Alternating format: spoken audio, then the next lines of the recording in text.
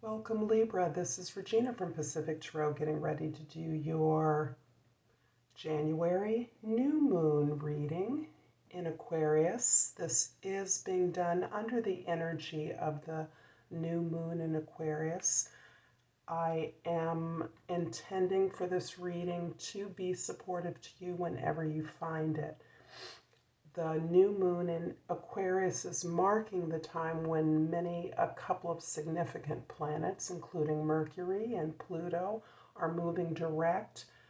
They will be out of their shadow period towards the end of February and March and in April. So the energy of Mars and Mercury in particular are signaling it to us an opportunity to consider the lessons we've learned during the pandemic and start to move forward with greater clarity about the way we can implement our vision. So I'm going to start, Libra, with an overall energy for you. We have the Wheel of Fortune.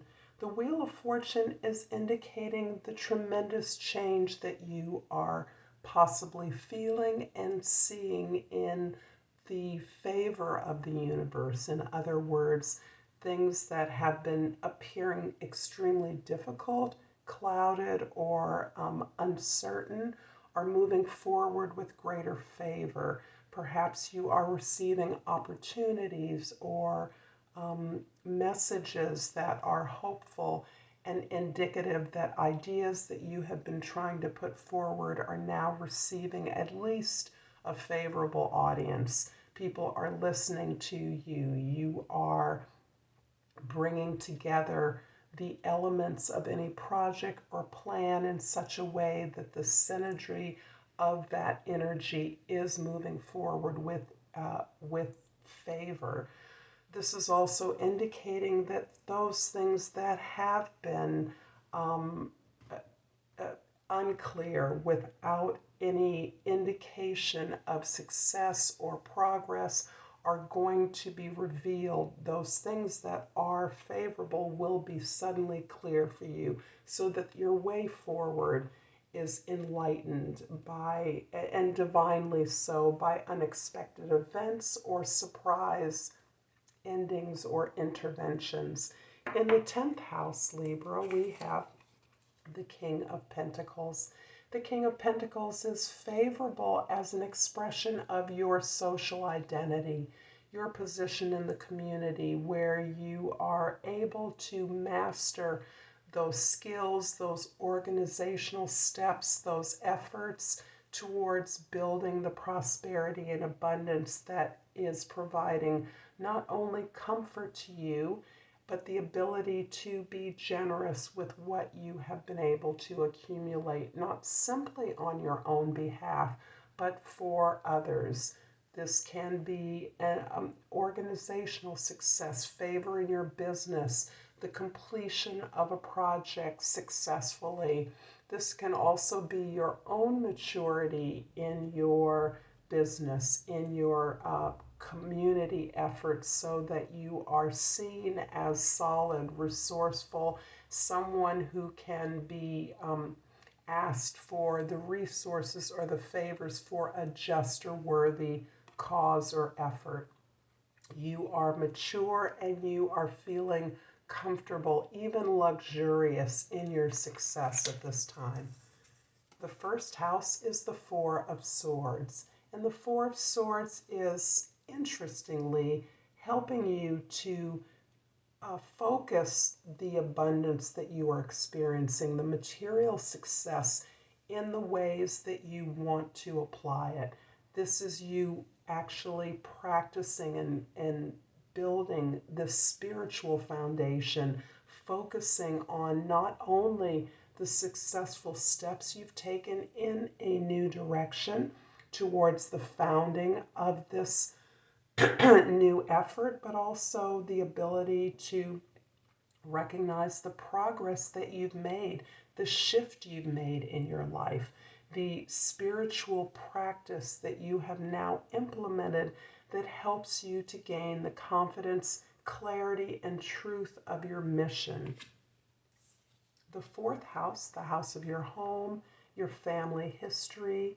Your domestic environment is the Six of Cups, and this indicates a beautiful connection to your past. This may be nostalgic memories, the re-entrance of a meaningful friendship or relationship.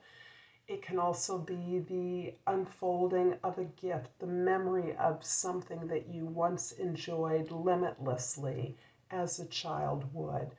This memory, this nostalgic event, is something that is helping you to balance out your desire for accomplishment, for fulfillment, for balance in your efforts currently, moving from your past, an abundant past, into an abundant future. The seventh house, the house of your significant relationships, we have the Six of Swords. And in fact, this card mentions movement.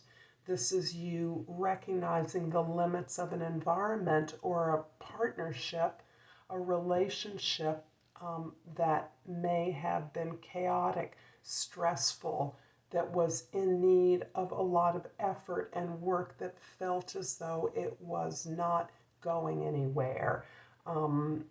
Swords in the sea is the image I have of fighting the water, fighting the flow, and in your recognition of perhaps a mismatch alignment, a mismatched partnership, or even an environment, you are now able to cut your losses, move forward in the finding of not only a resolution to many of the problems you were attempting to solve or move forward in this relationship, but a kind of peace and an acceptance of the necessity of these difficulties in order to gain the peace that you are now seeking.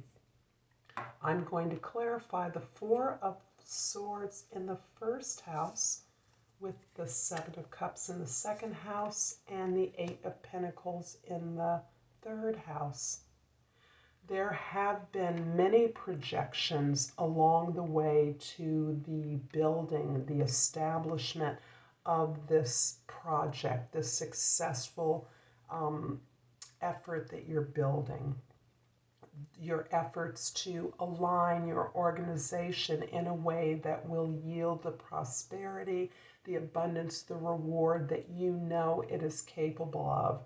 You have had to release a lot of superficial vanity, things that were not truly options but may have appealed to your necessity for immediate gratification. You've released those things. You've recognized the illusions of many of the material options available to you, recognizing that all the opportunities you have as a result of your hard work are not equal.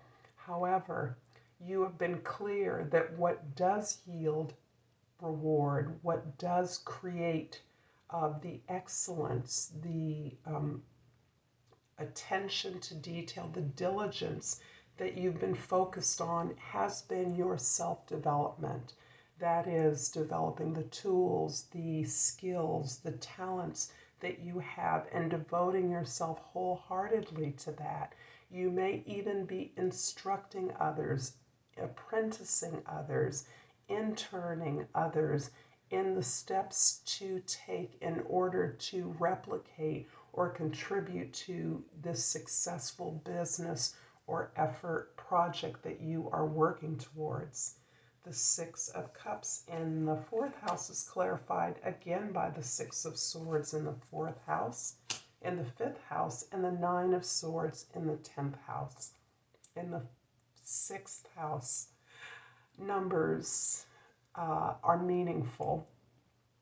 You have, in fact, been really diligent in your attention to your previous failures, the previous perhaps even betrayals that you have experienced as a result of this diligent, hard-working focus you've been applying to establishing a more spiritual, more aligned, solid foundation for progress in your truth and the efforts that you have been experiencing through your desire to work with others and the difficulty that you may have sustained along the way.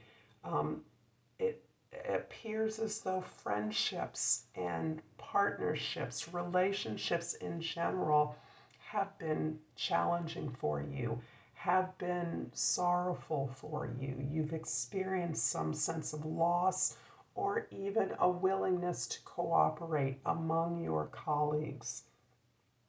And your ability to understand that, extract the meaning from that, the lessons you've learned along the way, is what is allowing you to implement this more clear and truthful process of building up your practice, your understanding of the needs of others as well as the needs that you have in putting together something that will work for everybody. The Six of Swords is clarified by the High Priestess. I hope you can see that. And in the 8th house and the 5 of Cups in the 9th house. Yeah, I'm sensing so much sadness from you, Libra, as a result of the losses that you have sustained. You have really stuck and focused with the experiences, the emotional experience of these losses. You have allowed yourself to grieve. In fact, you may have used work as a remedy to distract yourself from the grieving. As unsuccessful as that may have been, you have come to the clarity that you are building a clear relationship with yourself based on self-knowledge that you are gaining from your guides, your ancestors, from your cultural heritage, is informing you about the ways in which you have much to be grateful for. As you turn your attention away from your losses, away from regrets and grieving, you are clear that it is what remains that is abundant and yielding for you, and what is building up your own sense of positive progress from your past to your present, and promising you that potential that you are now in relationship within yourself that promises, that is the promise of your future. The King of Pentacles is clarified by the Death card in the 11th house and the Chariot in the 12th house. The change that is occurring, much of the change that is occurring in your life is your associations, where you are aligning your mission. And it looks as though the associations themselves have changed, have undergone a transformation. It's possible that members of your community, your professional community, your humanitarian community have undergone a change, have released an old set of values, have supplanted those or replaced those with a new vision of values that are practical inasmuch as the rewards that you are now working towards are no longer solely for yourself, but they are for the benefit of others, and the understanding that the improvement, the developments that you are making in your own personal evolution are impacting upon the work you do and the relationships you have. The lessons you are learning are indeed very profound at this time, and what they are providing for you in this moment is this ability to pull these disparate experiences that you're having, and you're allowing that to synergize your movement forward. This is you with such a strong focus on your mission, on where you are going, your now greater understanding of the power of your vision, that this is pushing you forward with the support of divine intervention, your colleagues, those you serve, and those that indeed now want to serve you on this newly energized mission that you're moving toward. I'm going to finish up this reading, Libra, with a Soul's Journey Oracle.